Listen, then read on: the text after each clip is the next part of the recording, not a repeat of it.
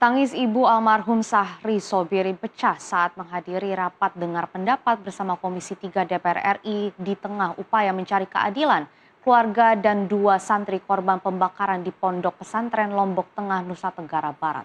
Keluarga korban juga mengajukan permohonan perlindungan ke Lembaga Perlindungan Saksi dan Korban atau LPSK.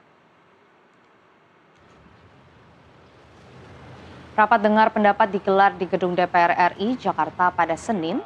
Dalam kesempatan itu, ibu korban meminta agar kasus kematian anaknya yang diduga dibakar hidup-hidup di sebuah pondok pesantren di Lombok Tengah, Nusa Tenggara Barat diusut tuntas dan memberikan keadilan bagi keluarga. Sementara pada Selasa, dua santri korban pembakaran bersama orang tua, tim kuasa hukum dan Kementerian Pemberdayaan Perempuan dan Perlindungan Anak mendatangi kantor LPSK di Ciracas, Jakarta Timur.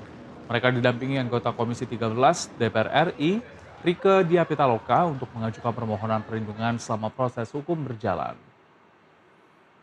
Korban dan keluarganya mengajukan permohonan perlindungan kepada Lembaga Perlindungan Saksi dan Korban untuk memastikan terpenuhinya hak korban atas perlindungan, pendampingan, pemulihan fisik dan psikologis serta restitusi sesuai Undang-Undang Nomor 3 Tahun 2026 tentang perlindungan saksi dan korban.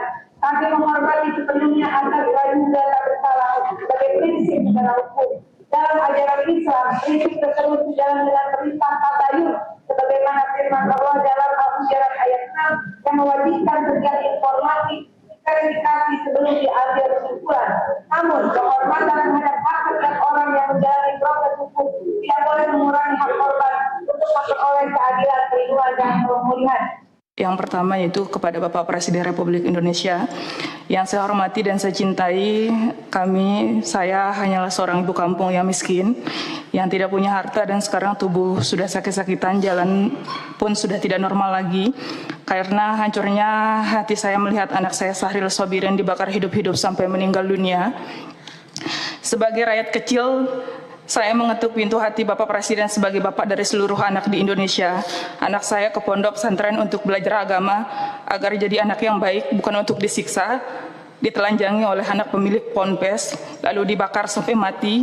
Ketika saya menolak surat damai, mereka membuang kami. Bapak Presiden, orang miskin seperti saya ini tidak tahu harus mengadu kemana lagi.